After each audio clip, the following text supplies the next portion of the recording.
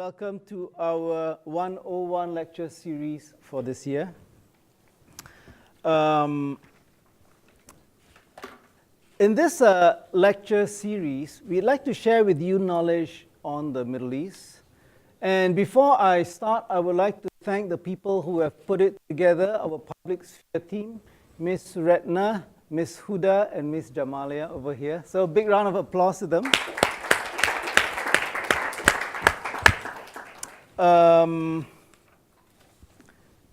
So I'd like to ask, first of all, we have about 60 plus people signing up. Just for our interest, I'd like to ask, how many of you are here for an educational interest? How many of you are students? If you could just give us a show of hands, just to see. Quite a good number. Okay, and how many of you are here for professional interest, for work, business, and so on? A few, that's good. Thanks for coming. I hope it will help your careers leap forward. And how many of you are here for personal interest, just for the hell of it? What you see in the news, whatever. Oh, great. Good number too. Okay, I hope that you find it engaging and interesting. And if you come for 70% of them, you'll actually get a certificate of expertise in the Middle East. So you can show it to your bosses for the next promotion, or you can show it to your children, or husbands and wives, or grandchildren, maybe.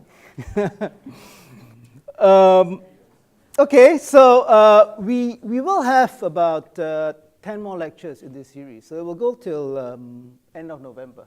So I hope you'll have time to come. As I said, if you come for 70%, you'll get a nice certificate. Well, why are we doing this and who are we? As you probably know, the Middle East is in the news a lot.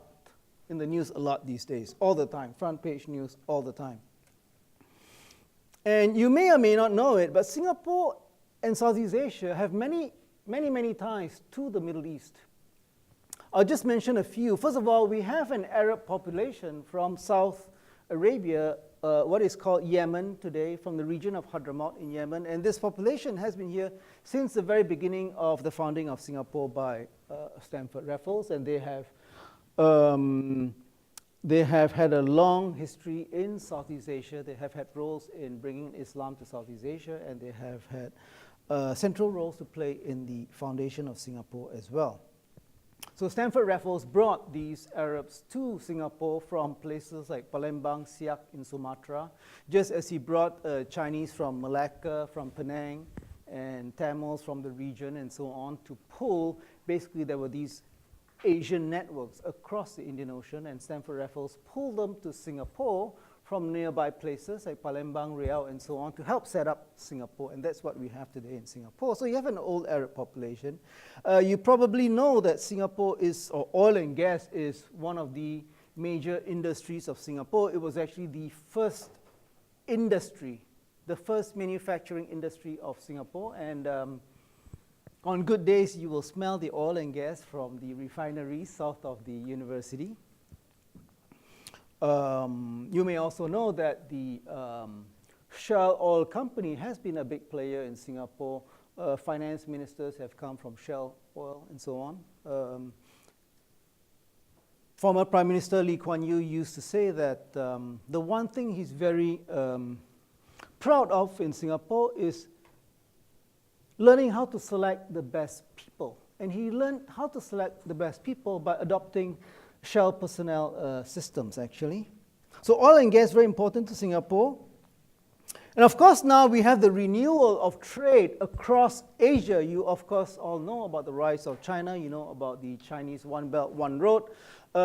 Trade has been, revitalization of trade across Asia has been very strong in the past 20 years.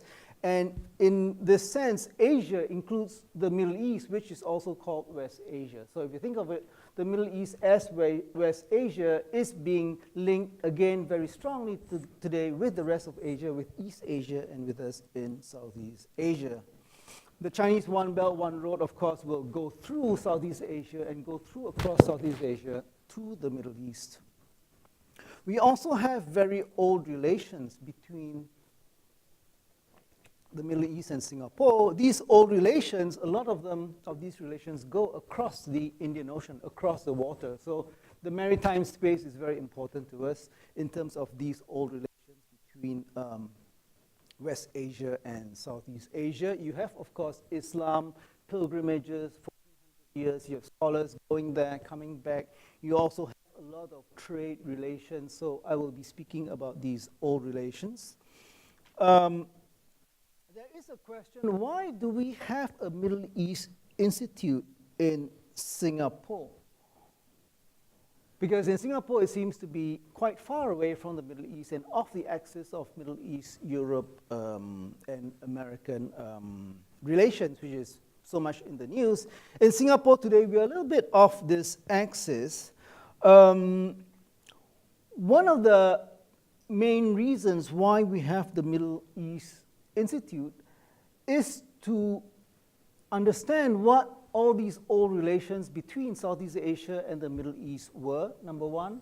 And number two, based on this understanding, to help us think about what sorts of relations we can have and we might want to have with the Middle East today and tomorrow going forwards. So we have a task in the Middle East Institute of being a bridge between Asia and the Middle East, understanding that history and try to inform the future of what we can do, whether in policy, in business, or in our personal lives. So one of the important things I will talk about today is this relation between the old and the new between the Middle East and Southeast Asia. You will not always get this in this lecture series, but today, as a starting lecture, I thought it would be important for us to get a sense of this because the old and new are actually very tightly interconnected. And what was old is coming back again in renewed ways. Subsequent lectures will do deeper dives into particular Middle Eastern countries, particular topics in the Middle East, and so on. I think you may have a list of the lectures you have on Arab-Israeli conflict, birth of monotheism, the GCC, sectarian fault lines, and so on. So we have a long list of interesting things on the Middle East for you to learn about. But for the starting lecture, I thought I would give you something which goes old and new, and also the broad space that connects Southeast Asia to the Middle East. So I want to do this by talking about two small places, Singapore and Dubai, and what kinds of things have been going on between Singapore and Dubai. So that is broad, but it is focused on these two cities, and I hope that will give you a good sense of why the Middle East is important to Singapore. Now, this first visual here, it's from not the Straits Times, but the New Straits Times from Malaysia from a few years ago, 2006. It shows you Arab investors are coming to Asia, 2006, 5 years after September 11th. Wow, all this money is coming from the Middle East to Southeast Asia. We know in Singapore, people like to make money. Well, that's one reason for the interest in the Middle East. All these birds flying from the Middle East to Southeast Asia. But if we look in detail, close up, zoom in, what we see here is actually you have the Middle East here, you have Southeast Asia, and what you have is an ocean between them. And this is what we are going to talk about, this oceanic space between the two. If you travel around the Gulf, Saudi Arabia, Egypt, you find something very strange. Singapore is mentioned a lot in these countries. Singapore as a model. Dubai also is mentioned a lot as a model, but they don't like to talk about Dubai so much, some of these larger countries. It's easier for them to talk about Singapore as something we want to emulate. So what is it about Singapore and to some extent Dubai that seems attractive to people in the Middle East, in Arabia, as a model for their own societies? Now, Singapore has returned the favor. Singapore opened its first foreign office in Doha, Qatar recently. The former Vice Chancellor of NUS, Dr. Shi Chin-fong, was until recently the head of the new King Abdullah University of Science and Technology. And Singapore's former Prime Minister, Lee Kuan Yew, used to give lectures very often in Arabia.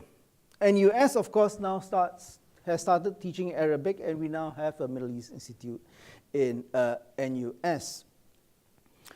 Now, relations between Asia and the Middle East are not new, as I've said.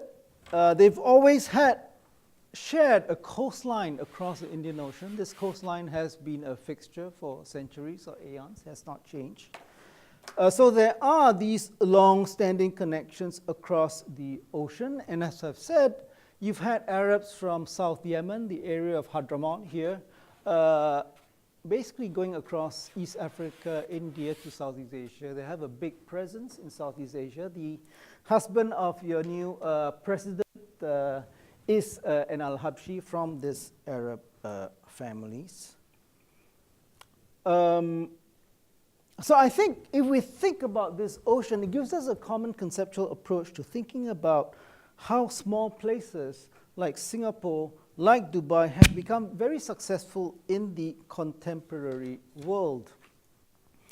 Their success is not simply a function of globalization, but has to be understood in terms of dynamic currents that shape and reshape places in the Indian Ocean. Singapore and Dubai are two places which have been successful because they have understood these currents, been very sensitive to the dynamics, and shifted according to their dynamics.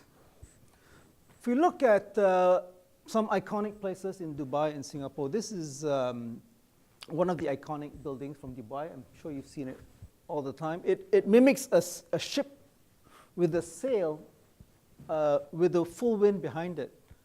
If we look at Singapore, we have a lot of this shipping imagery. We have this, what do you call this, casino, shaped like a ship. You have this lotus, which goes up and down the water. You have this wheel, which some people think is like a water wheel. So these maritime themes are quite important in Dubai and Singapore. And I think if we combine the permanent ocean with the notion of shifting winds and currents and sensitivity to these shifts, whether you have tides going up and down or currents changing, this is, I think, key to thinking about both Dubai and Singapore. So let me talk about both the long term and the short term. In terms of thinking of the long term and the short term, I think three things are important for us. And I'm going to talk about them here today. First is location, second is production, and third is government. So if we go back to the ocean and we think in terms of trade routes, what you have is a long trade route going from Canton or Zaytun, what you call Quanzhou in China, southern China. These long routes used to go through Southeast Asia, up through the Persian Gulf to Basra and then on to Baghdad. And from Baghdad, goods would be shipped across to the Levant and onwards to Europe and vice versa. So these are the main routes of trade over a long time. And they have been very stable since the 15th century. So this long route I talked about existed until about the 13th century. In 1258, you had the Mongols sack Baghdad. Once they sacked Baghdad, the onward journey here became very problematic because you no longer had the careful peace. So what happens is the long trade route starts to shift from the Persian Gulf to the Red Sea, Cairo, Alexandria, on to Europe. With this shift from the mid-13th century onwards, what you have then is these cities, Alexandria, Cairo, Jeddah, Aden, Cambay, Surat, down here to Malacca, Singapore area. These cities became very tightly linked to one another, this dark black line. And so this dark black line from the roughly 15th century has been the main route of international trade in our region for the past 500 years, essentially. This has been very stable. What it means also is that you have three choke points here in the Straits of Malacca, here in the Gulf of Aden, and here around Gujarat, what you have is over these past 500 years, you have cities in each of these three regions taking turn to dominate where the trade comes in. So here you had Aden, you had Jeddah, you had Mocha, you had Djibouti. Today you have a bunch of port cities taking turns to be the main port. Here in Gujarat, you have Cambay, Surat, Bruges, and today the lead port is Bombay. Over here, of course, you know, Aceh, Malacca, Riau, and so on, and today the main lead port city is Singapore. Okay, so these are the constants, these three regions, and what changes is which port city is the lead port city, which city dominates in each of these choke points. Now, each of these port cities was endowed with location as a resource, but in order to be dominant, the top, what you have to do is cultivate that resource. How you cultivate that resource is key to being dominant. The channels of international trade are ready to come in at any of these three places, right? So location is a resource. How do you cultivate that resource? Now, I'll give you 4 ways in which you can cultivate the resource.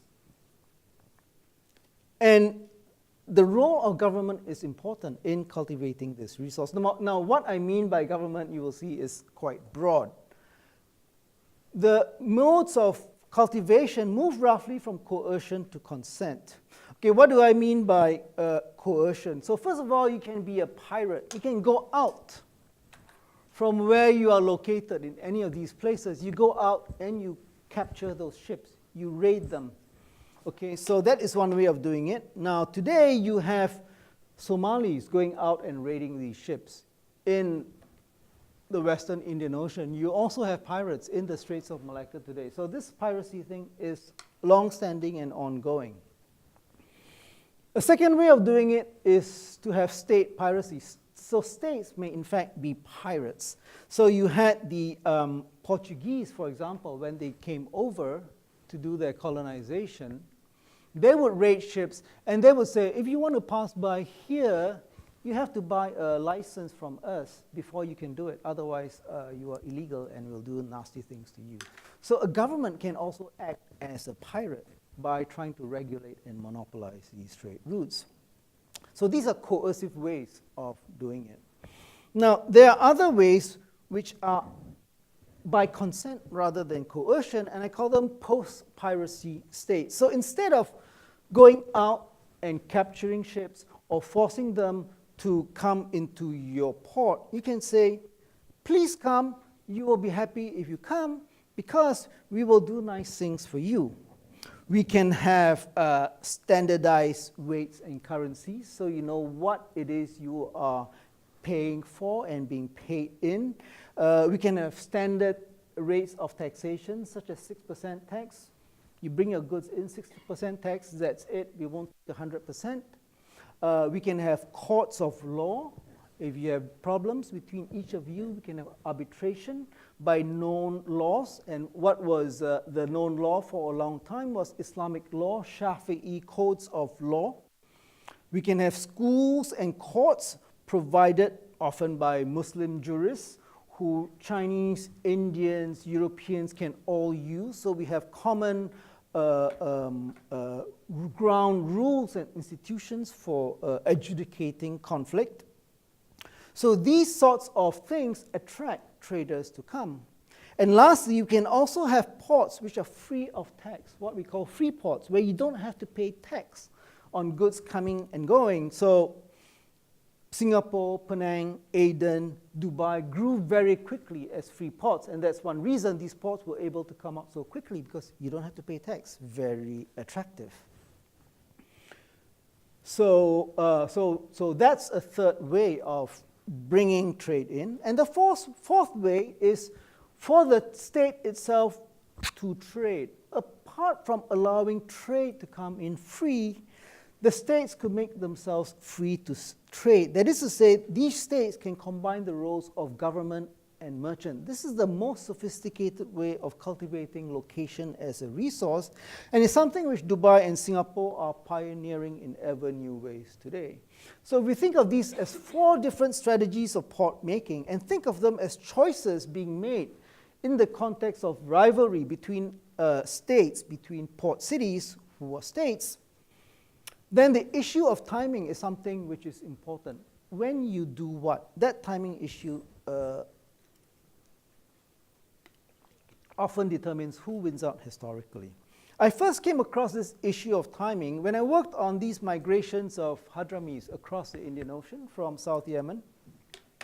Many of them were religious experts, descendants of the Prophet, people who could say prayers, who could marry people, bury people, teach people in schools, teach them law, become judges, become teachers, and so on. So there was a constant stream of these Arabic jurists, teachers, and so on, coming from Arabia. And there was a need in these port cities to bring these guys in if you want to set up your place as a place which is attractive for merchants to come in. So if you look at the map of Southeast Asia, you'll see these small port cities, and this is what I mean. We are here in Singapore, and you may know that Riau was where was the major port. Riau and Johor were the major ports before Singapore. You also had smaller ones, Mempawah, Pontianak, Kubu, Mantan, on the island of Borneo, on the western part of Borneo. Okay. So if we think of these places, they were like little Malaccas in the making. They were a bit off the main east-west trade route, but they also wanted to attract traders there. So a few key ingredients: foreign merchants, some political security and freedom, low taxes, institutions for resolution of commercial disputes.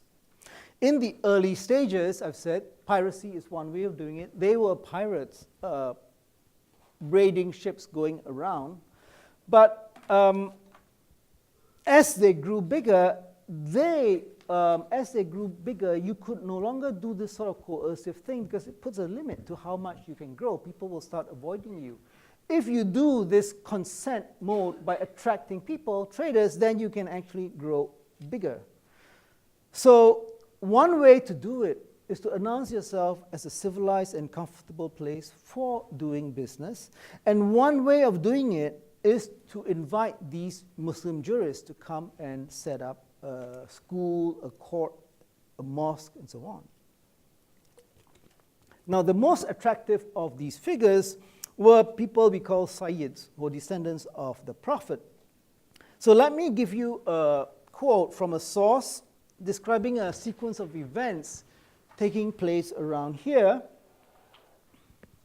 The Sultan of Mempawah in 1747 managed to draw one of these Arab jurists from a place called Matan. His name is Sayyid Hussein bin Ahmad al-Qadri from Matan. So I quote, the Sultan of Mempawah over here assembled his princes and ministers and sons and announced to them his happiness at the coming of the Sayyid, and said it was hard to find one of the house of the Prophet in that country, and that his coming was a stroke of good fortune. A mosque and a house were built in a quarter known as Kala Herang. The Sultan sent his son with a group of soldiers in 2 ships to Matan to collect this Sayyid. The father-in-law of this Sayyid was actually the Sultan of Matan and supplied him with 3 ships after he had spent 17 years in Matan. So Sayyid Hussein spent 17 years in Matan, then moved to Mempawah. He was given a new house. He taught students who came to him from all directions. His house was a shelter for foreigners sought after by guests. As well, the place became a city of learning and trade. So this is the kind of thing we're talking about, setting up Mempawah as a trading center, a civilized center. Now, why did the Sayyid move from Matan to Mempawah? Matan's loss was Mempawah's gain. Sayyid Hussein left Matan after 17 years because the Sultan there, who was his father-in-law, had not fully crossed the line between pirate and prince. So in Matan, Sayyid Hussein was a judge. He had passed judgment in Matan on a trader, Ahmad Muda, a foreign trader, who had assaulted a woman. And this Sayyid sentenced this trader to a fine and then let him go. When the trader left for his home country, however, the Sultan's men went after him and looted and killed this trader, Ahmad Muda, and his companions at sea. This upset the Sayyid greatly, and he decided to then leave Matan and move to Mempawah. Mempawah had given him a standing invitation to relocate. Now, what did the Matan Sultan do wrong? What he did wrong was not so much in what he did as to when he did it. Late in the game, after the reputations of the Sultan and the Sayyid and the state had been built up as a place for commerce, as a place of fair judgment. The judge issues a fair judgment, and then the Sultan comes and punishes you after you've been punished once. That is unfair. So that timing was wrong after all the reputations had been built up. This is why the Sayyid said, forget it, I'm moving to Mempawah. Now he moved to Mempawah, and his son, the jurist's son, Sayyid Hussein's son, Sayyid Abdurrahman al-Qadri, himself started off as a bit of a pirate, but then went on to found another state, a state for Pontianak. He cut down huge trees in the forest, built iconic public institutions such as mosque, which still stands today. So over generations, Pontianak went through this cycle, transforming from a pirate sort of haven to a place of learning, trade with these sorts of institutions. I'll just show you some pictures here. This is the mosque built by Sayyid Abdurrahman, the son of the jurist who moved to Pontianak. He cut down trees with his own hands, and these trees became these pillars for the mosque inside of this mosque, which stands today, these big pillars.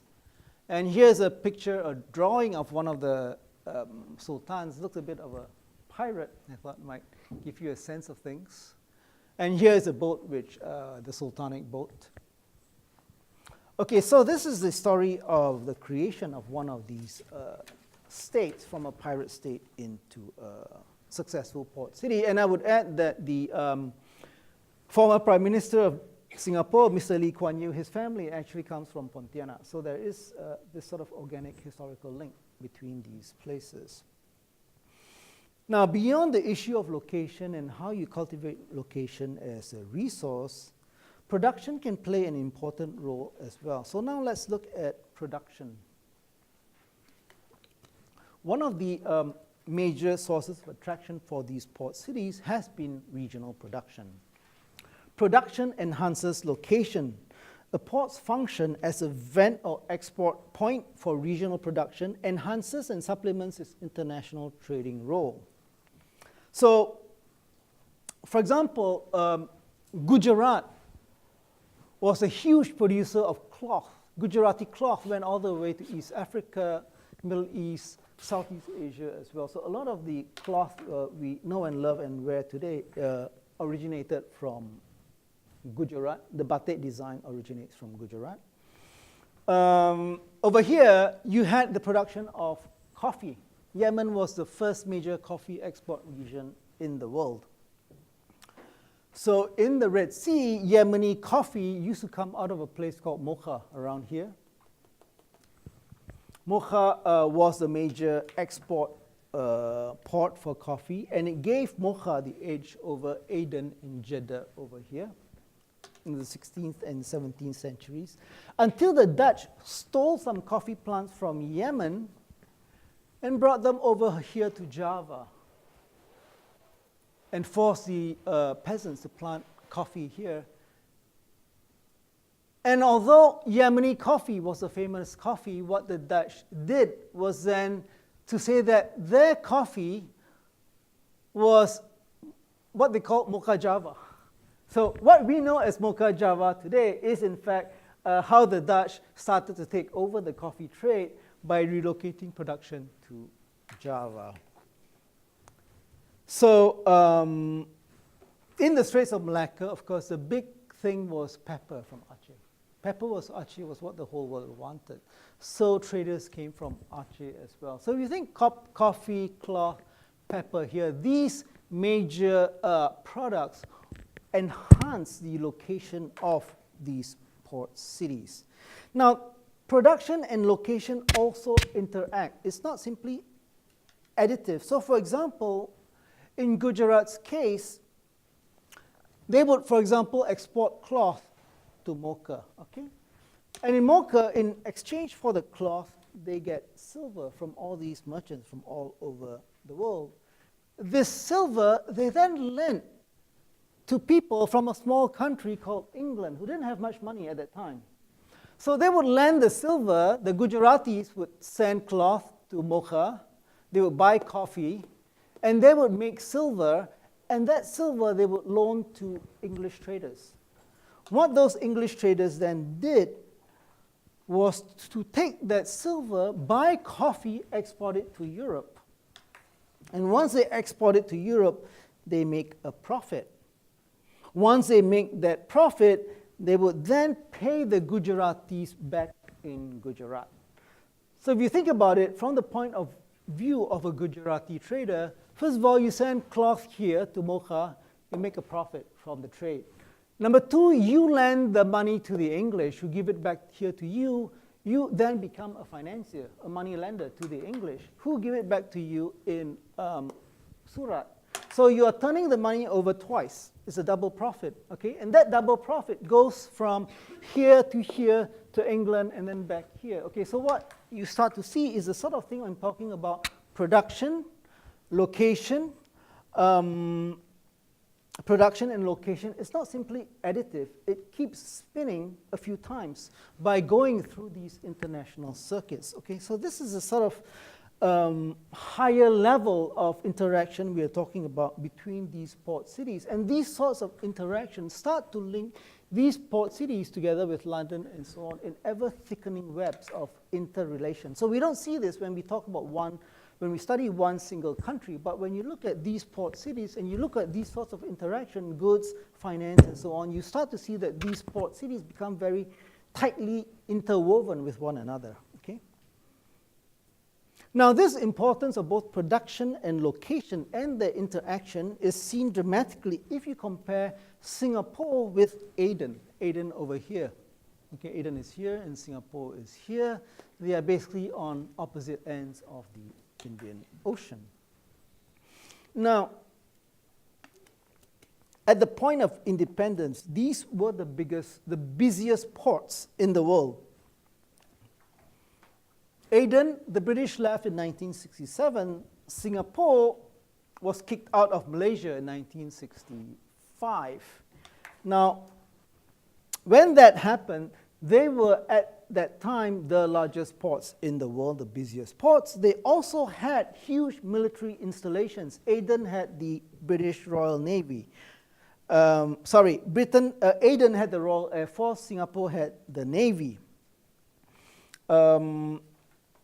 Aden, whose exports were things like coffee, fish, hides, honey, once they went independent, they emphasized production over international trade and sank into obscurity. They also went communist. Singapore, on the other hand, which had a strong venting function with Malayan tin and rubber and all the financial processing and managerial operations to go with it, in addition to the pre-existing trading port, developed lost production, that is Malaysian tin and rubber, with new kinds of production, MNC electronics factories in the 70s and 80s. Singapore became, for example, the world's largest producer of hard disk drives when we still used to use them. Aden went the opposite way, creating new import substitution things, production, matches, shoes, cigarettes, and lost entrepot trade over time to new rivals on the horizon, Salalah and Dubai.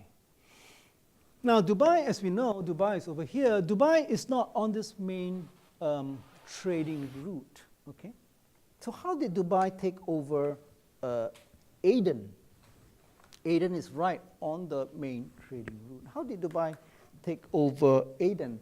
Is Dubai a successor to Aden? Now, if you think in terms of ships, Dubai partly succeeded Aden, but it's not really on the main trade route. If you think in terms of aircraft, however, Dubai may have shifted this trade route back in this direction, the old trade route which went through Baghdad. Dubai, in terms of air, I think, has shifted this route back in this direction. As in terms of aircraft, this region of the world, this whole region, the Gulf region, actually is roughly halfway between Asia and Europe. So in terms of air,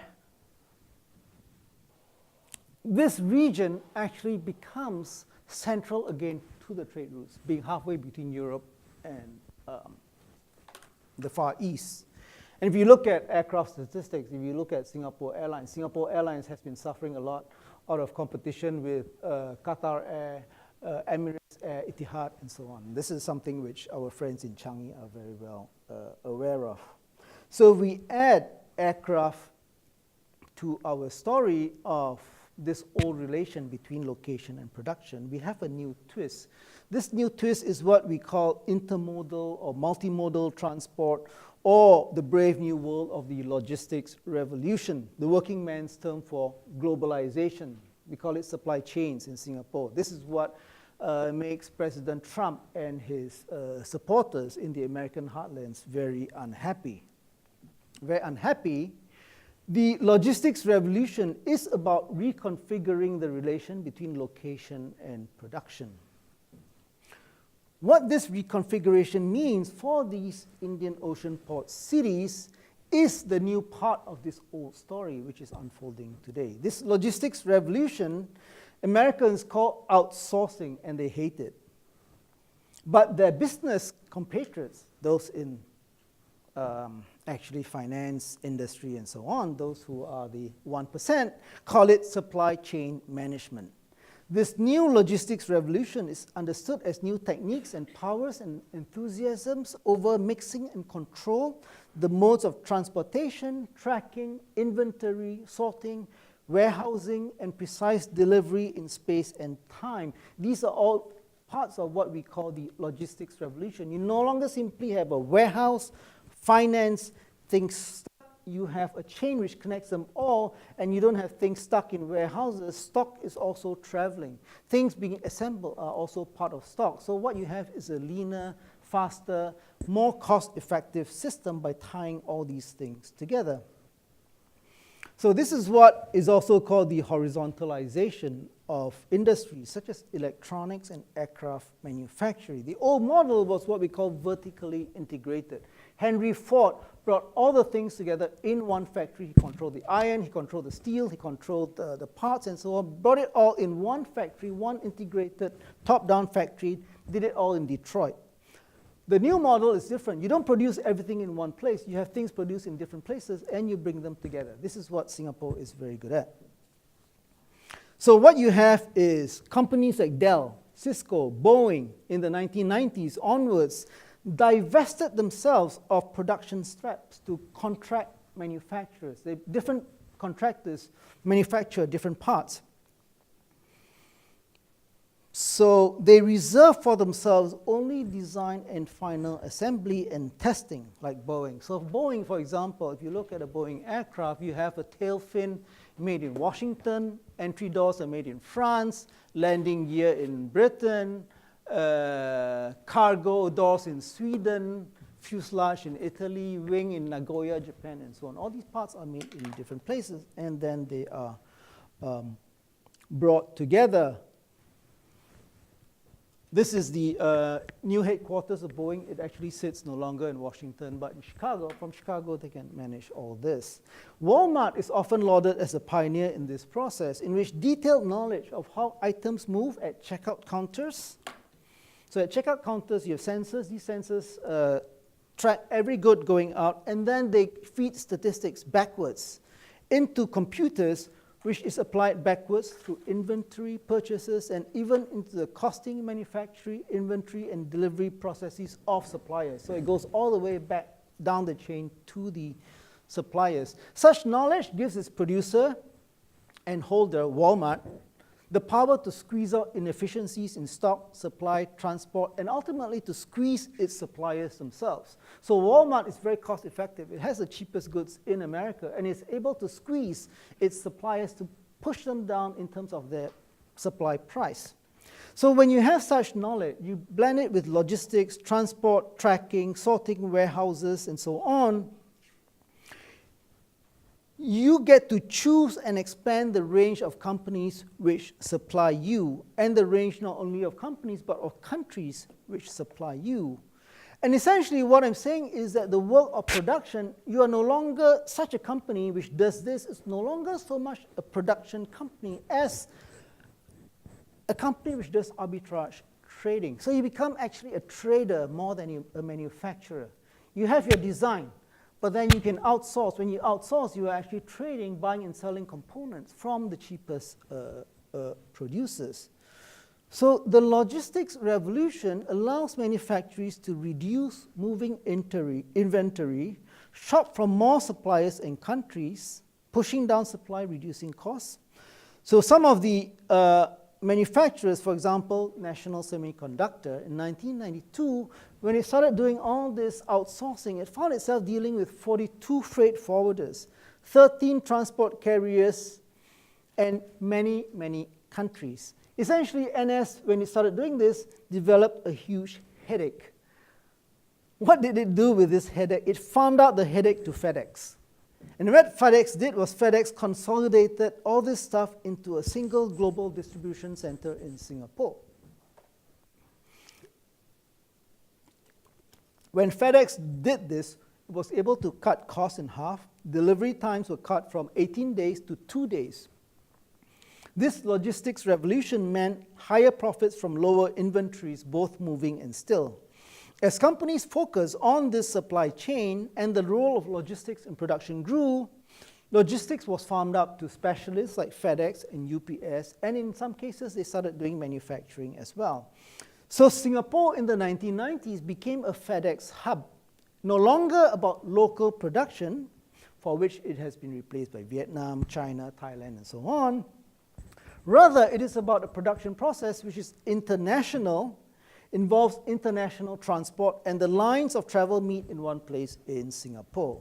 Now, this is a reprise of location as resource for Singapore, now not in the context of Indian Ocean shipping trade, but of globalized production, supply chain management, the logistics revolution, done through a combination of sea, land, and air modes of transportation. For multinationals, Singapore's hub role extends beyond production into inventory reduction and supplier flexibility, and it becomes a place where these companies have all kinds of functions centralized in Singapore. So things such as advertising, research and development, customer service, parts stock are now centralized in Singapore rather than replicated in all these different countries. So what happens is these are centralized in Singapore. Weekly, you have thousands of specialists flying out from Singapore to India, China, Southeast Asia, to subsidiaries. And coming back, they go out Monday, they come out Friday. You probably have friends who do this all the time.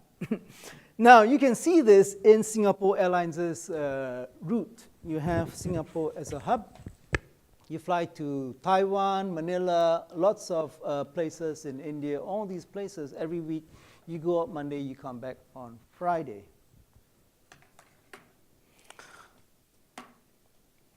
So Singapore Airlines helps Singapore capitalize on this locational advantage. And the limit is about 5-6 hours away. Roughly Shanghai and Dubai is the limit of where you can do this. Beyond that, it's too hard to do. So this is how Singapore has rejigged itself from a maritime port hub to this sort of supply chain logistics hub. Now, what about Dubai? So just some pictures. You are probably quite familiar with Singapore port. large operations, these huge cranes. Right now they are working. If you look behind us, a lot of them are up, which means they're not working, which is not very good. Okay, what about Dubai? Now, Dubai did not enter the 1990s inserted into this global network of production and distribution, but it had other advantages. So, in the 1990s, you had the development of the oil industry, very big. Oil prices shot up with the 73 Arab-Israeli war. Oil prices shot up. There was a lot of need to build up the oil industry. What happens is the oil industry is built up with aircraft flying into the Gulf, bringing all kinds of equipment. These aircraft fly out empty. So what you have is, when you have aircraft flying out empty, Dubai was very smart. Dubai capitalized on low freight costs going westwards by developing a sea-air link. So goods coming from, let's get a map here. So Dubai here, so you have planes coming in, supplying the oil industry around here, and they fly out empty. So what Dubai did was create a sea-air link. Now, what the sea-air link means that you have goods coming in from Asia, and because you have aircraft flying out empty, you put those goods on the aircraft, and they are essentially accelerated out at quite low cost. In 1978, you have the first sea-air shipment coming into Dubai with goods coming from Australia by ship, airlifted to Libya, taking 20 days, when before, if they go around this way, they would take 45 days. So you half, or less than half the time through the Suez Canal. That is a big cost savings, big time savings at very low cost because the aircraft are cheap.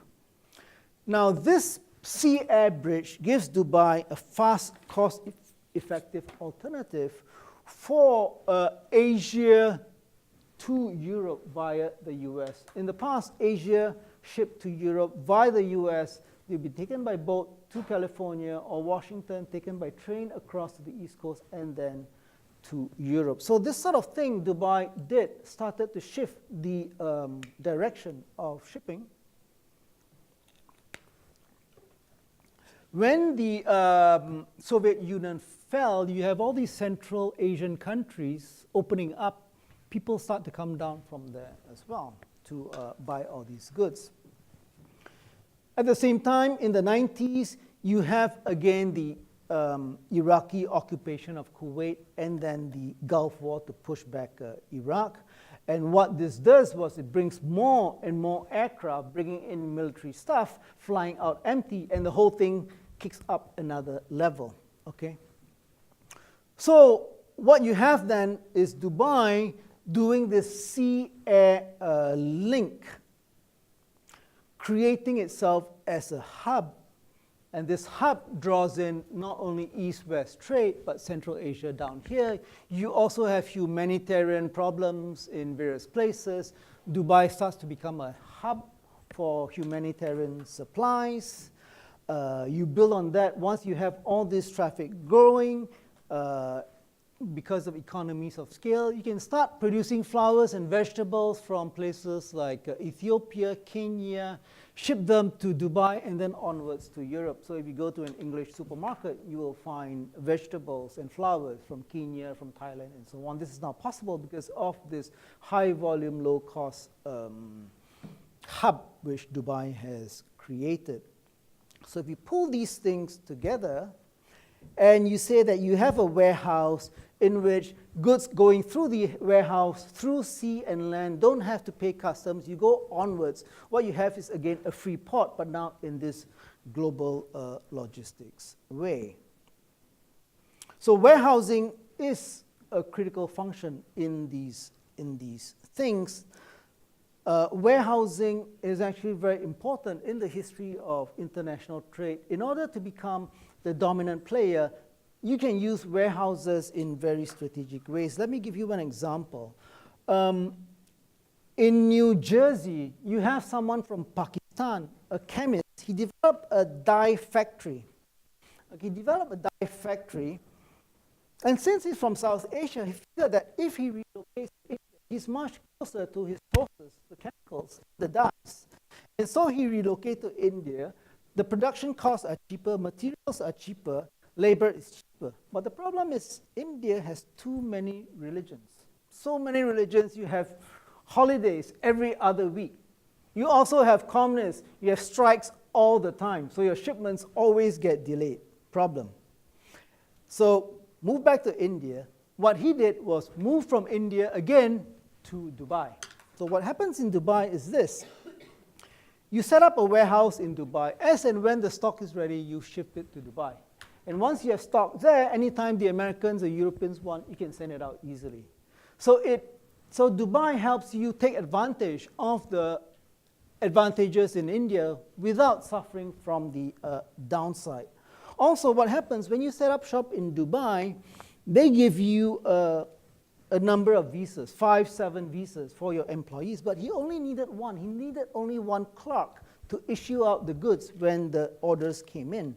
So he was able to sell the other 5 visas to other people and make money from setting up shop in this way. So this is one example of how Dubai can provide you this sort of warehousing thing. At a larger scale, companies such as Lenovo, Sony, and so on, warehousing in Dubai enables them to give prompt after-sales service. They can do local customization, different kinds of power plugs, labels in different languages, this sort of thing. Low tariffs in Dubai makes it possible for you to hold stock and do this sort of warehousing, light assembly customization.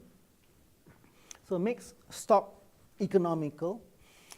In Singapore's experience, this sort of thing has enabled Western companies to set up operations there in Singapore and supply customers in less developed countries such as Thailand and Vietnam. Contract producers with low foreign exchange holdings needing fast turnaround in production before receiving payment. So the sort of thing Dubai has been doing with this sort of warehousing also works at a lower level. You have, if you go to Dubai today, you see these things. Emirates, China, you have Chinese bringing in all these goods, warehousing them in Dubai, and then selling them to people from Africa all over the place. Just to give you a sense, in downtown Dubai, you have Africans, you have Indians, you have Chinese selling goods. You can see Puja, Indians, you have Arabs, Aliyut, I'm not sure where they are. You have this mix of peoples, and they are carting all these goods. This is what you might call low-level wholesale. So you may fly in, bring all these boxes, fly them out with you back to Ghana, Nigeria. Sometimes you carry them on your shoulder. And you have these South Asians ready to, for a small fee, help you carry all these goods. You have these ships built in India at the port in Dubai, and they're taking these goods, often Chinese products, onto these ships. You can see they're beautifully made wooden ships in places like Gujarat, Malabar. You also then have these Iranians with their banks, because as you know, there's all this embargo on Iran, and so Iranian trade also happens with these dhows. You can call them smuggling, and then you have banks which do this sort of settlement. So I think these pictures give you a strong sense of what you can do in these kinds of places. I mean, these sort of things happen perhaps in Singapore too, but I won't go there. You can figure that out for yourself. So this is the sort of emporium activity that happens in Dubai. Now, while this logistics infrastructure reaching beyond Dubai is brand new, sort of going to Iran, this thing about low or no taxes sparking this sort of movement goes back to the old tax-free ports we talked about, which were, I think, a British innovation. How these free ports were designed, cultivated, and grown provide lessons and patterns for the success of Singapore and Dubai. I think there's a combination of a decisive state hand and attractive terms for foreign business. This combination is notable. Decisive state hand and good attractive conditions for foreign business in Singapore. You take this for granted. Now, with this combination, you have characteristic patterns of relationship between state and local society, which comprises immigrants and sojourners. A major shaping force has been the unusual role of government, which is both state and commercial enterprise. In Singapore, you know, your Singtel, your Temasek, and all these are combinations of state and commercial trade, which is unusual in many countries. In Singapore, it is a norm. In Dubai, it is a norm. I would say that this goes back to the legacy of the East India Company and its servants who traded on their own account in intra-Asian trade, such as Stamford Raffles, who was a trader and an official of the East India Company, and we know as a founder of Singapore. So how you combine the role of ruler and merchant, it is not obvious, but it continues to be worked out in Singapore and Dubai today. Now you have other non-European precedents. You have Indian merchants being the officers of state of the Malacca port. You have Persian and Chinese merchants as officials and aristocrats of the Bangkok port state dynasty, which is still the ruling state in Thailand. The royal family owns many banks, concrete companies, and these sorts of things. And they're foreign merchants for many decades, people of Persian descent. So these weird, if you think of it, seem to be weird things, are actually the norm in these sorts of places. Now, these sorts of dualities are not theorized in Western democratic political theory of representation and rights, which makes their stunning contemporary success intriguing to some and exasperating to others. I'll give you some examples. Such polities have unusual fiscal arrangements.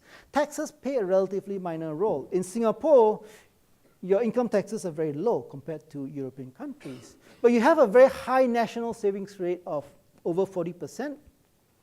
Through budget surpluses and mandatory pension contributions, these fund infrastructure such as mass transit, and they dampen inflation despite a high inflow of foreign investment. In Dubai, citizens are given stakes in the form of land through which they can participate in growth as rentiers.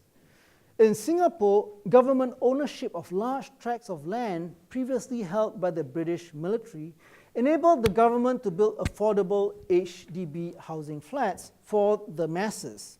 So these sorts of fiscal actions create a sense of participation and consent among the population and give the governments great leeway in making fast, large, and dramatic policy shifts. Some would say bets. Some bets succeed stunningly, others fail along the way. I know people like to complain a lot in Singapore, people the world over like to complain a lot, but in terms of policy, these governments make large bets. Sometimes they fail, but a lot of them succeed. There is complaining, but not as much as one would think. There seems to be more adjusting than finger pointing. Now, I think high state revenue helps with adjusting. So what you have is a whole customary world of state society accommodations that is very different from the modern taxation representation balances worked out in the leading Western nations. I think a theory of gift exchange between state and society, public and private, might be helpful here. In Islam, it is embedded in concepts such as waqf, sadaqah, hiba, wasiyah, waratha, amal jari, tawbah, tahlil, whole range of gift sorts of concepts, gift, donation, endowment. In this part of the world, we've had Asian values, social harmony, filial piety. These are all concepts which have been used as rudimentary concepts for these sorts of exchange. A friend of mine in Dubai quoted me a quote from the Imam Shafi'i, one of the great Muslim jurists, to explain how the tolerance and generosity of the rulers of Dubai had paved their way. So the quote is, "Let your tolerance be a curtain covering others' deficiencies, and your generosity will be a shade sheltering your own inadequacies." When do these inadequacies come in? These inadequacies come in when you have things like the international financial crisis, 2008, 2009. During these times, instead of revolution or revolt, you have people taking it. In the Arab Spring, since 2011, you've had a lot of revolts and governments falling. In places like Dubai, you don't. Because I would submit you have this sort of state-society relationship, which is different from the taxation representation models. So the involvement of government in places like Singapore and Dubai has created a few champion companies internationally, grown out of local volume expertise, port operations, sovereign wealth funds. In Singapore's case, doing business as a government gives it an advantage not available to companies. As a government, it can deal with other governments as a counterpart. It can deal with China, Indonesia, Burma, and so on. This is beneficial in entering countries which are newly opening up for business. I would include places which used to be communist, like China, India, China, Vietnam, Burma, and so on. Places like India with unresponsive bureaucracies, also Indonesia. So the Singapore government has benefited from political advantages through government-linked companies dealing with other governments, and it has also shared those advantages with its own businessmen and with leading international multinational corporations. With government facilitation, Singapore companies have been successful as contract manufacturers for Western companies, China providing them strategic depth as a manufacturing base. You can scale up if you need it, you can scale down when you don't need it. So this sort of private-public partnership has developed in the form of manufacturing parks, business parks and zones in Indonesia, China, India, starting from Jurong Town Corporation, with the government bodies as lead development roles. So such ventures abroad in Asia add to Singapore's attractiveness as a partner for global companies and enhances its own locational branding as hub and regional headquarters.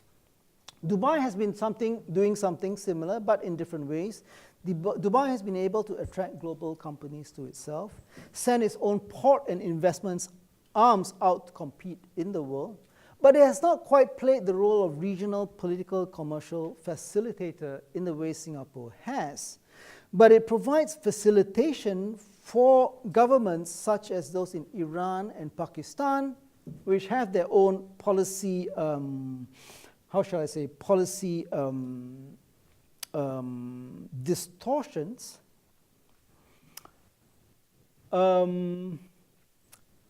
The picture I showed you of the Iranian bank in Dubai, you allow all kinds of things which happen, which cannot happen formally. That's how I will put it. What Dubai and Singapore both do is share a great deal of flexibility in accommodating and exploiting the idiosyncrasies of their regional hinterlands. If you think of their regional hinterlands, when the former Prime Minister of Singapore, Lee Kuan Yew, died, you have these things such as Tamil Nadu villages mourn Lee Kuan Yew's passing. What the hell does Tamil Nadu have to do with Lee Kuan Yew? Well, there are populations working here. There are all kinds of links. Tamil Nadu is part of Singapore's hinterland if one uses some imagination. This is just a weird example I thought it might be interesting for you to see. A consensus seems to have emerged on what Dubai can learn from Singapore. They learn from each other. Things such as the Economic Development Board, EDB, coordination among government bodies, sparking new industries, one-stop shops for foreign investors, sovereign equity investments such as Temasek, education, skills development, super civil servants who can move between ministries and companies. You have the Dubai School of Government, with a picture of Lee Kuan Yew, Kishore Mahbubani, head of the Lee Kuan Yew School of Public Policy. They learn from each other. Dubai is learning from Singapore. Singapore, of course, learned from the Harvard Kennedy School. So you have this back and forth learning from each other. At the same time, Dubai coming out as a peer and also a rival has, I think, had a noticeable effect on Singapore, giving it forcing Singapore to give greater play to flair and imagination. You have, not so long ago, the reversal of a long-standing policy against gambling. You have 2 gambling casinos opening in Singapore, American and Malaysian companies coming in, being awarded licenses to run gambling casinos, attracting Chinese money and so on. At the time when these casinos started, real estate prices were very low in Singapore. They jumped up when these casinos started. And you can see in the new Marina Bay, that picture I showed you, this sort of in-your-face, dramatic Singapore is something quite new, and I would say it's something which places like Dubai challenge Singapore to do. So I will just end there. We've reviewed the history of Dubai and Singapore, the very long-term older history, and also the very contemporary new things which tie these places together. And I think that in Singapore, as in Dubai, you see bits and pieces of these things, but you don't really put them together. What I wanted to show you today is how these things tie in with one another, the old history and what we are doing today. All these I showed you these old Muslim jurists who went to Pontianak, Mempawah, and so on, doing judgments, arbitration. Today you have Singapore developing arbitration as a very important thing. Courts of law which are not only within one nation and sovereign, but dealing with multiple countries and laws and this sort of thing. So these sorts of things, well, they seem very new, but in this sort of perspective, they are quite old as well. And so I think one thing I would like you to leave from this lecture at MEI is to have a sense of how actually, number one, Singapore may be very similar to places in some faraway place like Dubai, very similar. And number two, how they are actually quite interconnected in many different ways. We have something new today, as of 2 years ago. China announcing its One Belt, One Road, going through Central Asia, going through the maritime space. Well, when it goes through the maritime space, it goes through all these themes that we've been talking about today, and it's something which, number one, it's not clear whether China needs Singapore more or Singapore needs China more. I think the Prime Minister is in China today. China is cutting links through Thailand, through Malaysia. Singaporeans are quite a little bit nervous about it. But at the same time, China then needs to go through the Middle East. And perhaps we can help them with the Middle East through all these, an understanding of all these old links and thinking about how they can be revitalized and so on. So thank you very much for your attention. We have 20 minutes for questions.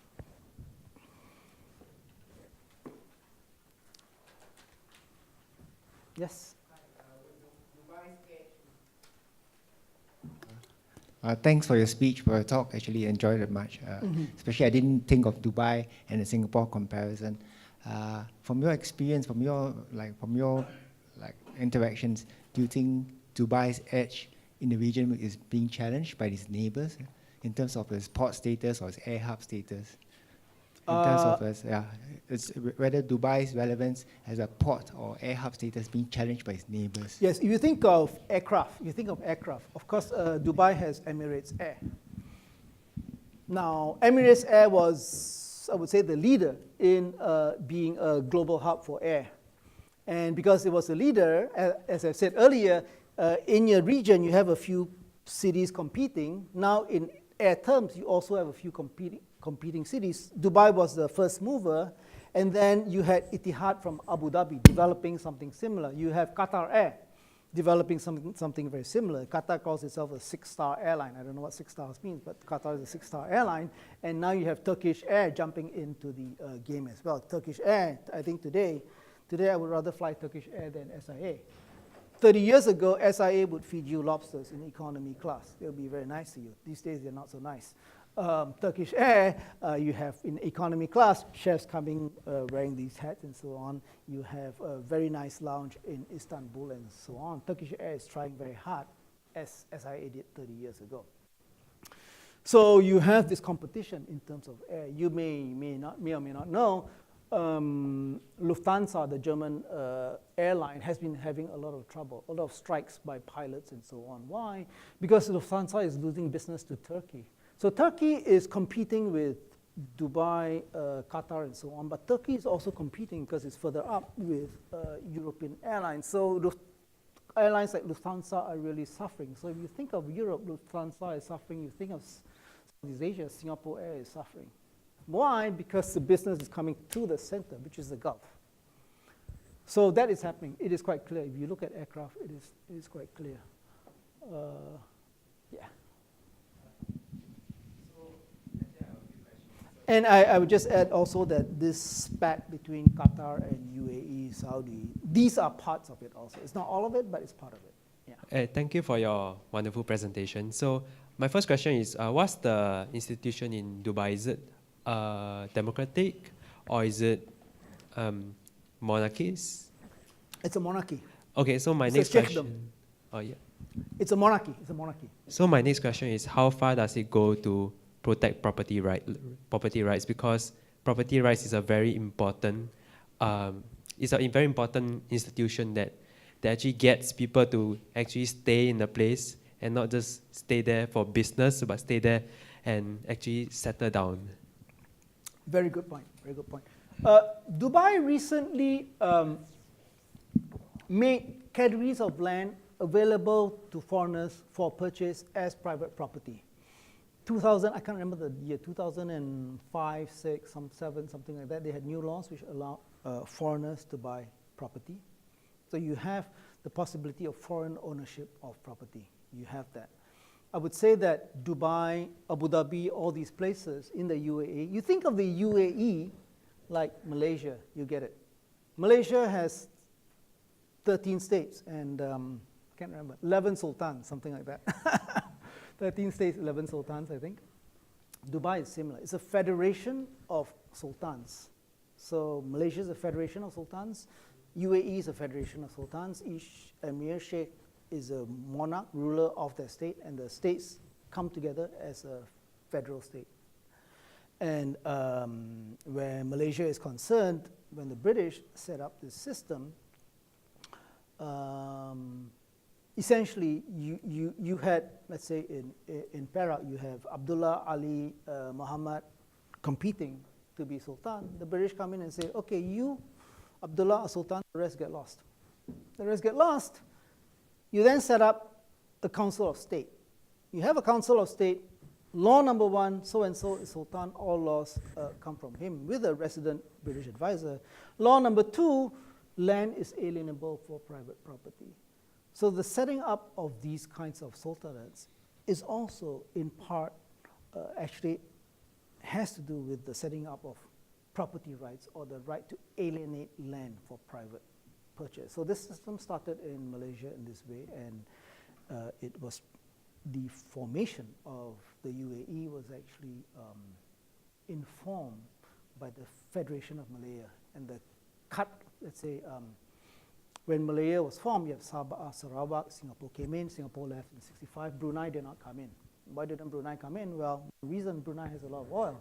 And, well, if I'm Sultan of Brunei, I have a lot of oil, I don't want to share it with KL or Singapore, so I stand alone. And if it helps Shell Oil, that is easier to deal with one Sultan rather than 13, then no problem.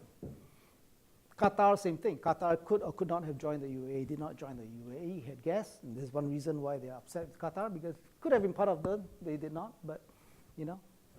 So these political arrangements are also, we need to think of them as part of these economic arrangements, and property is a big thing. It's one reason why Saudi Arabia is upset with Qatar, because they thought Qatar should be part of Saudi Arabia, and all that gas should be part of its own.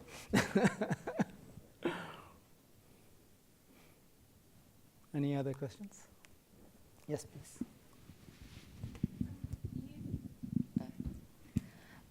Do you see any other major ports or landlocked cities that might come to sort of rival? I'm sorry, I didn't hear you. Do you see any other ports or major sort of landlocked cities that might come to rival Singapore or Dubai in the same sort of way? I think everybody is trying to develop something. The Thais now have a road running across Thailand, and some of it is not finished. But they have a road which runs across Thailand from Bangkok to the other side near the Burmese border. And so that would, if that happens, cut out some of Singapore's trade. There's been talk of a canal through the Isthmus of Kra, which is narrow. If you cut across, you have ships passing through. It's like the Panama Canal. You can cut and you would bypass Singapore. Today, the Malaysian government is in debt about $40 billion. They can't pay it back. So the Chinese are coming and doing deals with them. and out of that, getting ports on the west coast and east coast, and they'll build a railroad across Malaysia, and that will also cut out Singapore. So there are multiple attempts to do this. It is not clear whether pure physical infrastructure will do it, or whether you need a whole host of things like efficiencies, competencies, financing, this sort of thing. So there are rivals, and this thing is still at play. Recently, a number of major shippers move about 40% of the business from Port Klang to Singapore. Despite this apparent loss to this Chinese move, Singapore, in response, I don't know what they did, they made some nice deals for them, and 40% came down to Singapore. So the play is ongoing. The play is ongoing, yeah.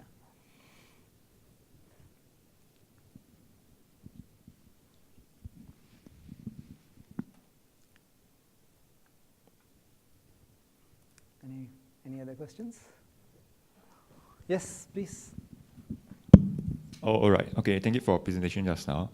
So just now you mentioned about like the similarity between like Singapore and Dubai, like the two regional power in this, in the Southeast Asia region and in the Gulf region. So would you mind sharing like what are like one of the main features that actually makes Singapore differs from Dubai? Like what makes Singapore Singapore and what makes Dubai Dubai? First of all, I think what I wanted to emphasize in this talk was a similarity. I forgot to show you this last slide. This slide you have a report on Australian migration, where Australians go to and who comes to Australia. In terms of who comes to Australia, the list is, first, a lot of Chinese come, Indians, Malaysians, South Africans, and so on. Net gain. Net gain means let's say, some Australians go to China, but more Chinese come to Australia. So that's net gain of 31, okay? So India, Malaysia, and so on. Net loss, more Australians go to the US than Americans go to Australia, because Australia is a godforsaken country, far away. So Americans don't like to go there, but Australians like to go to the center of the world, New York, and so on. Next in line, UAE, basically Dubai. More Australians go to Dubai than UAE people go to Australia. More Australians go to Singapore than Singaporeans go to Australia. I know some of you go to Australia for holiday, and people in Perth call Singaporeans birds because when they arrive, they say cheap, cheap, cheap, cheap. So a lot of Singaporeans go to Perth, but they don't stay there, whereas Australians come here to work. So quite interesting, USA, number 2, UAE, number 3, Singapore, in terms of net gain, Australians. So they're very similar that way. In terms of difference, I would say Singapore has its own air force, strong arms industry. Dubai doesn't. Dubai basically outsources the military part to Abu Dhabi.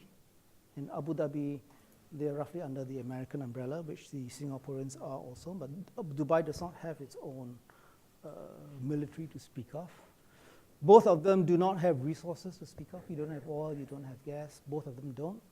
They are actually not powerful countries. They're actually very weak and vulnerable countries. They're not big players like Iraq, Iran, maybe Indonesia.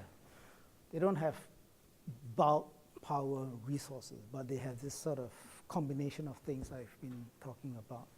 What do they have different? Dubai doesn't have much of a population. Singapore has a larger population. So Dubai has 99% foreigners.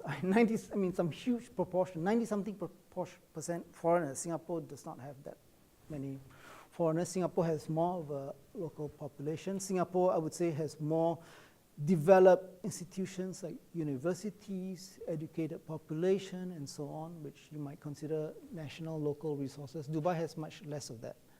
But because of that, Dubai has been much more flamboyant, outgoing, speculative than Singapore, although you do have speculation in Singapore. So Dubai has been, in terms of the outward projection of image, it's been the opposite. Singapore quite conservative. Dubai out there, the biggest is, the tallest that, this, that, the other thing.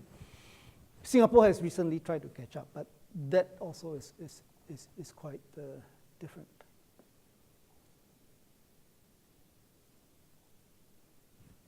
Yes, please. I want to history of. Oops, sorry, hi, yes. I'd like to ask you a question about. You were saying how there were different ports through time on that historical trade route that has enjoyed their time in history. Yes, yes. And then linking to the last thing that you said, do you think that Singapore is facing, sort of it's the twilight years of its port glory? And what do you think would be Singapore's survival strategy going into the future? Yes. Very good question. Yeah, it's funny how what is in the news in Singapore all the time resonates with what I'm talking about, whether Singapore will last the next 10 years, 20 years, 50 years, or whatever. So I guess it's something of a national obsession. And if you look at the history, it is true. It is true. These things come and go, and ports take turns. I used to be an economist. I used to predict interest rates next year, exchange rates next year. And I actually was right for a lot of it. But, for 5 years you're wrong, and then 6 years you're right. So as they used to say, or economists say, in the long term you are right, but in the long term we're all dead. So don't really know. So actually it doesn't matter. What I wanted to say in this talk was think about the factors which are at play. And it is not obvious. Some things are obvious. Location is obvious.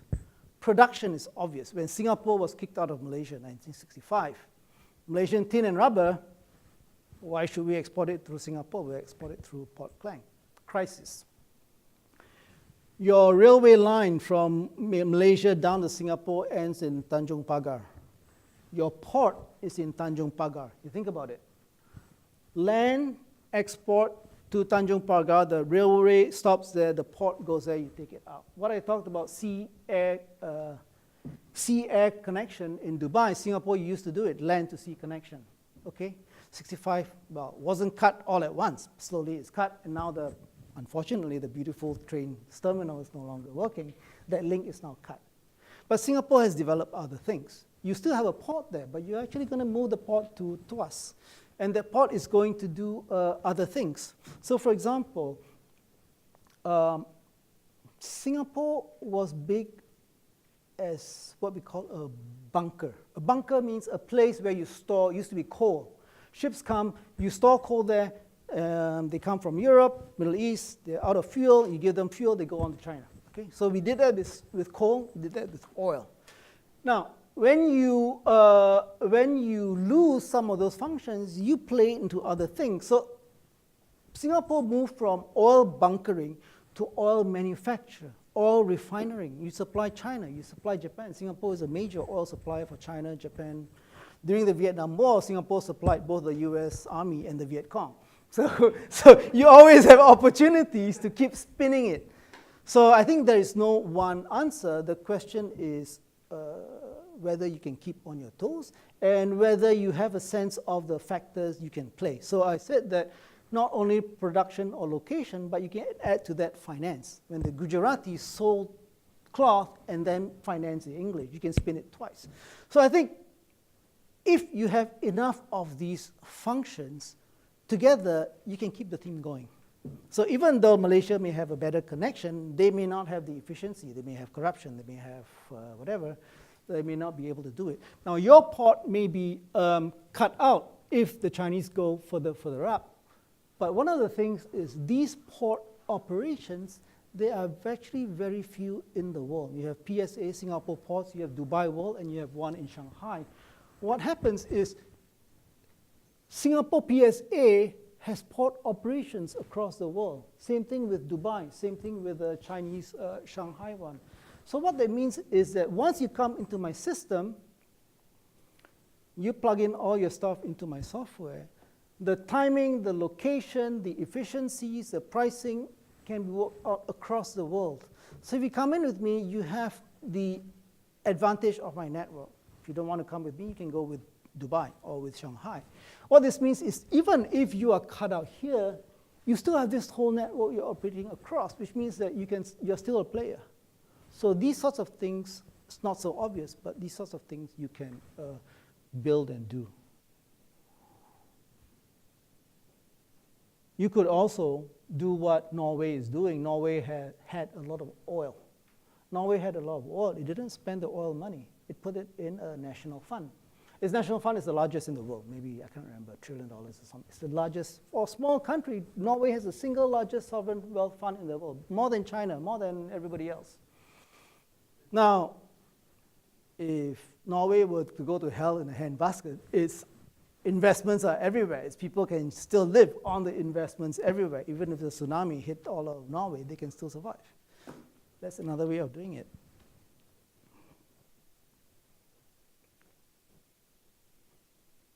So one thing I wanted to say is, yes, historically you have these port cities functions, but these functions can be spun out in different ways.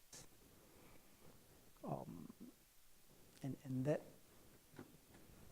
in a way, in the end, the physical location matters, but also you can do what you think of as derivatives of the original. So that's possible. And I think that's something with Singapore. You have good universities, you have good, talented people. You can think up these sorts of things. You have in Indonesia today, Surabaya, places, Medan, places like these, new industrial parks, residential parks. And often you look at them, they're like copies of Singapore, actually, copycats of Singapore. Like Surabaya, you have like a Singapore city. And what this means is that you have this multiplication, as it were, of Singapore in all these places with demand across Indonesia. And in that sense, even if you go physically, you have these, you spawn these things all over the place.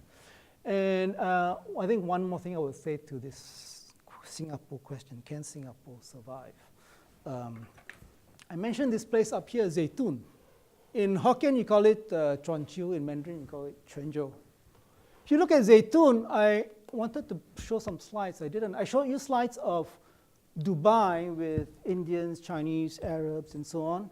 If you go to Zaytun, you go to the main temple. This is what is called the Kaiyuan Temple. You see things from Hindu things, Christian things, Islamic things from across the Indian Ocean.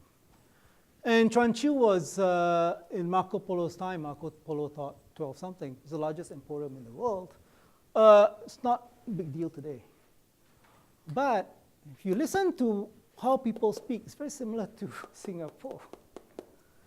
Very similar to Singapore, more so than Xiamen or Amoy.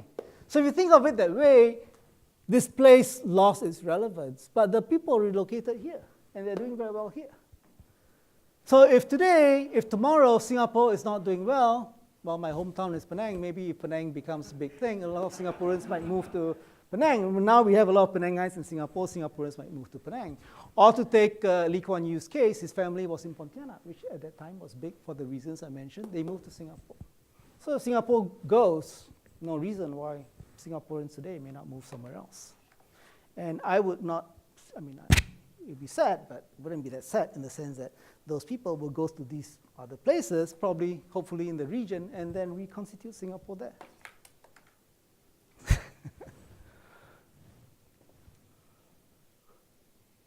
And it would be, the food would still be as good, it would still be as multicultural.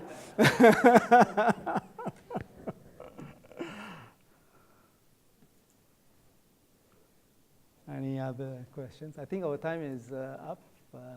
Yeah, one last question.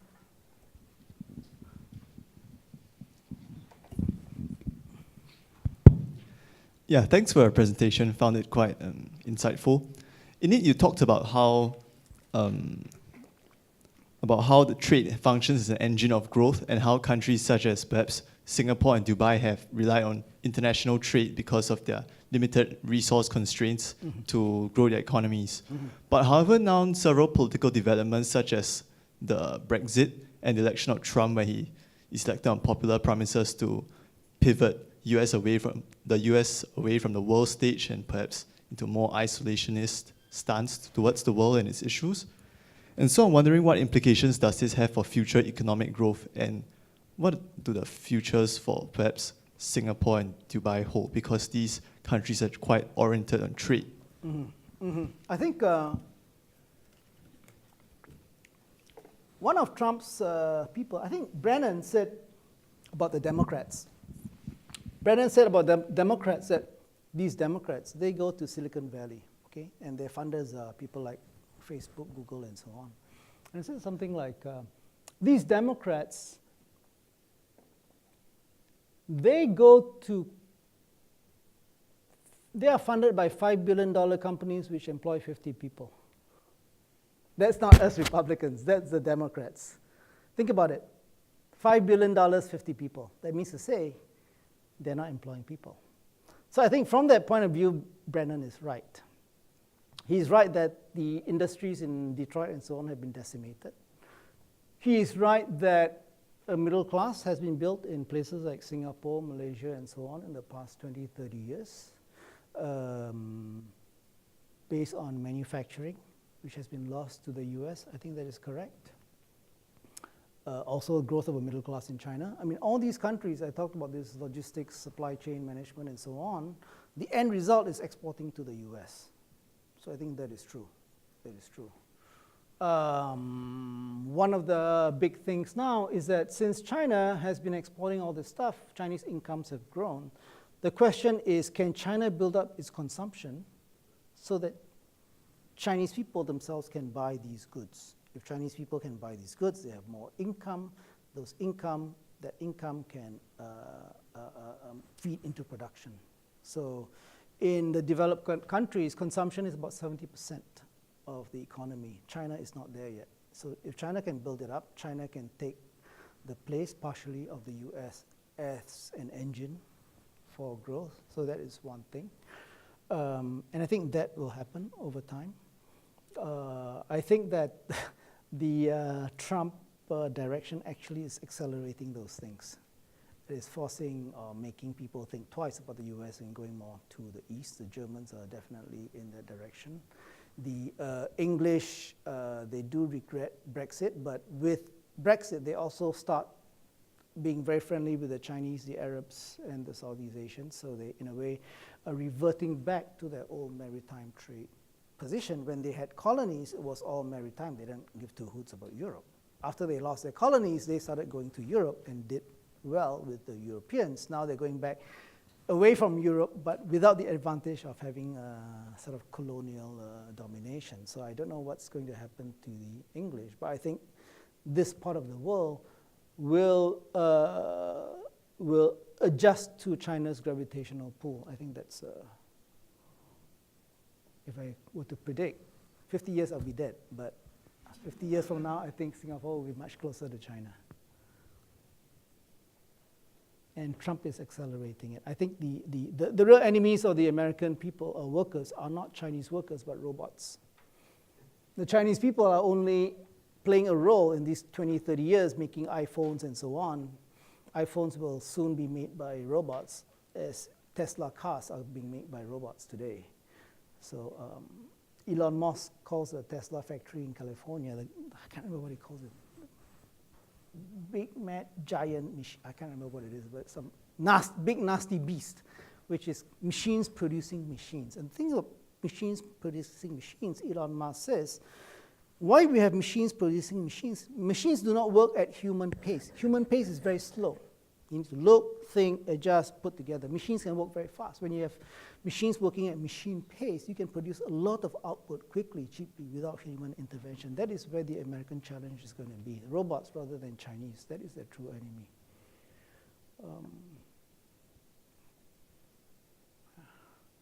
Okay, thank you for your attention.